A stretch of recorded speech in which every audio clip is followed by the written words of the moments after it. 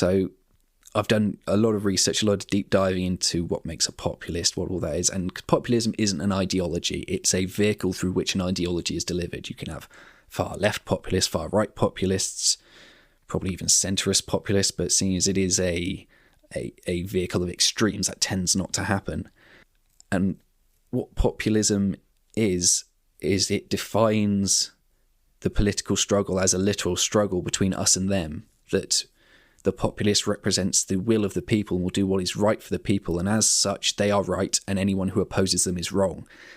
Now, they might have a far better grasp of what is right and wrong for the people, but that mentality of we are right and they are wrong, that fundamentally goes against the core principles of democracy, against the principles that allow us to speak our mind, the principles that allow me to put out a podcast like this where I can say whatever I want. These are democratic principles of freedom of speech, rights of expression. And as much as populists may harp on about these beliefs, as so long as you consider those with different opinions to you to be not just your enemy, but incorrect, they can never be right. You can never find compromise, and compromise is the heart of democracy. And so fundamentally, if allowed to go, certainly allowed to go to its extremes, but fundamentally populism opposes the democratic process. Now, a sprinkling of populism isn't going to hurt, but it's when it goes too far, when people see it as the only way forward, and so we have to get rid of everything that's there and rebuild it in this manner. We have to take away all the rules that were stopping us from making the progress that we wanted. Well, okay, I agree. In a lot of cases, we do need to get rid of those rules, absolutely. But also, a lot of those rules are put in place to prevent people from taking advantage. We may complain about the power that judges have to prevent deportation of immigrants. Oh, this judge has come in there and said that you can't do that. Oh, isn't that a travesty? Well, it is a travesty until it isn't. Until the person threatened with deportation is someone you know. Until that judge is there stopping the security services from kicking down your door without a warrant and dragging you off into the night. And you sort of say, oh, that's hyperbole. You want an example of modern day populism within a democratic Western society? Just look across the pond. Look at what's happening in the US. All right, Trump campaigned on very hardline immigration policy, and they've gotten what they voted for. And it's the other aspect of populism, which is they will hold a value to be true and absolutely essential to their core right up until the moment where it's inconvenient for them. And then suddenly, oh, well, no, we have to get rid of that because it's in the way of us making progress. Again, looking to America, the right in America, gun ownership. And the reason that it's enshrined within the Constitution is, in theory, it's so if you have a tyrannical government, that you have an armed population who is able to resist them and ensure the liberty of all. Or at least that's the argument that they make. And that has always been the big cause behind which the pro-gun ownership argument has been fought.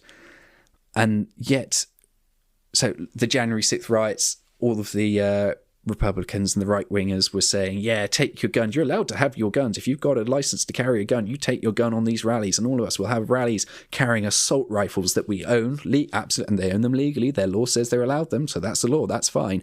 And we're going to march in these marches, and we're going to flaunt our guns because the government need to know that we will not be silenced. We have the power to fight back if we so choose. We're doing so legally in full constitutional right of everything that we're allowed. That's absolutely fine. But we're going to stand here with our guns. And now look at what's happening now. After what happened in Minneapolis, where a anti-ICE demonstrator who had his gun entirely legally, he had his license, he had all of his permits in the right, he was dragged to the ground, had his gun taken off him, and then he was murdered. There's no way around it. He was disarmed and on the ground, and then they shot him multiple times.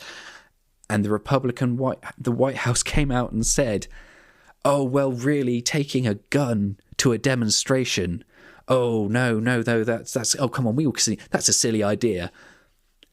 Literally, prior to the election, they were the ones screaming that doing so was their constitutional right and anybody telling them not to do so was un-American, unconstitutional, and was effectively a traitor.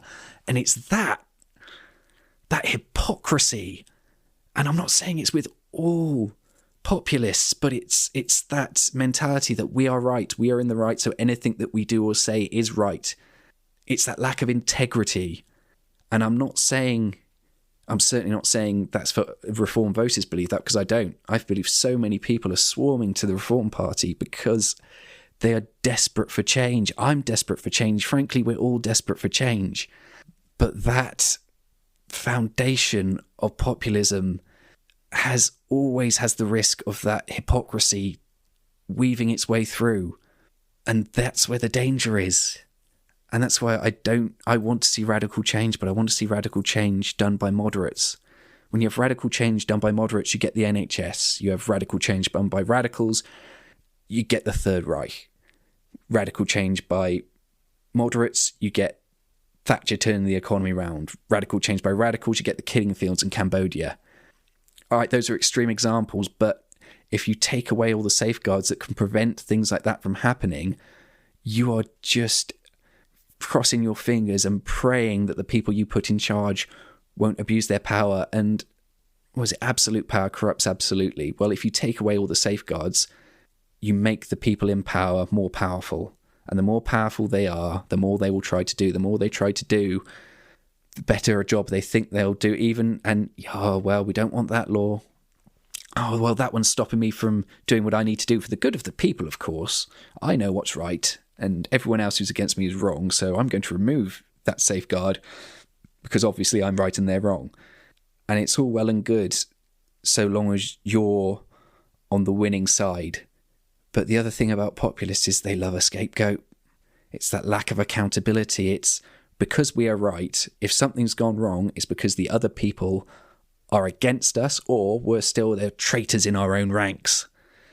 So we must turn on them. Rarely will you find a populist who holds up their hands and say, you know what, that didn't work.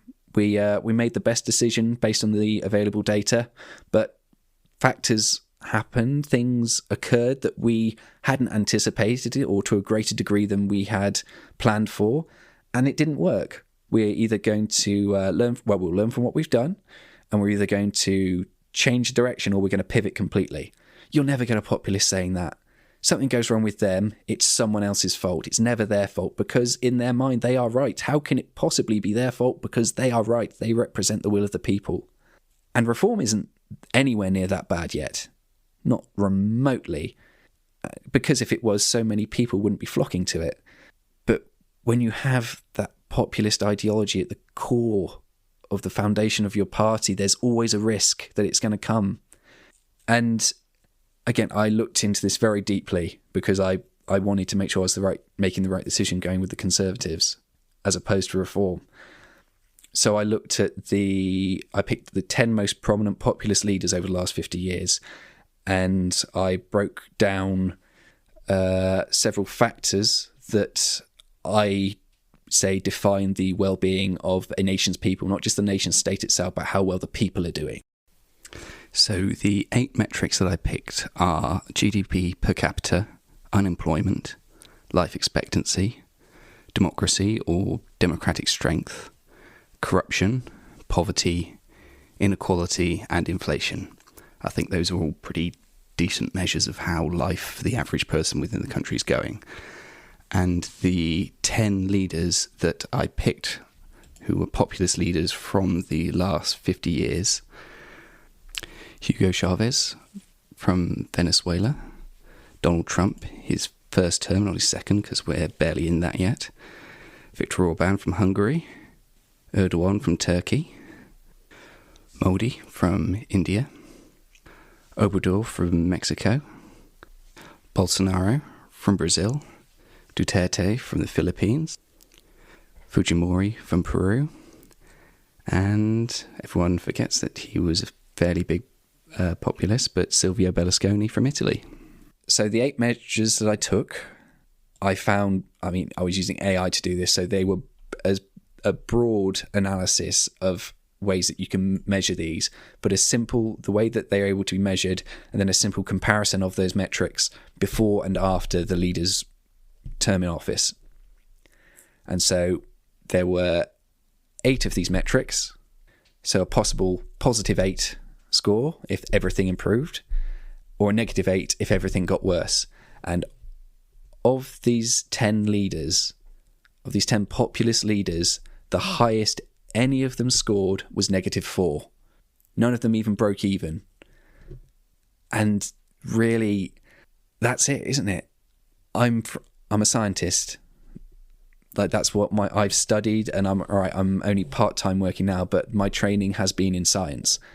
I follow the data as much as I want to follow my gut and my heart, and what Reform are saying sounds like it's going to be right, but it always does from the populists. I have to go on what the data says, and the data shows unequivocally that every time a populist leader takes charge of a country, the metrics by which I measure a country's well-being, which I think we can all say are they're pretty good metrics, they all decrease.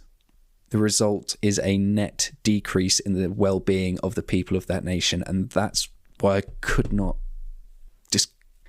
square that circle. God knows I tried. Like, it would be so much easier if I just thought, well, we're different here in Britain. We're something special. Well, that's what everyone thinks. They all think that we're going to do it right, and everyone else has done it wrong. Just ask the communists. We're no different than anyone else. Maybe we speak a different language. Maybe a lot of us are different coloured. Maybe we pray a different way or don't pray at all. But really, we're all human. We're all exactly the same. We have the same hopes, same sins, same weaknesses. What can happen somewhere to some of us can happen anywhere to any of us. And on the whole, populists are worse for their people. And so I can't ever bring myself to support a party that is built upon a foundation of populism.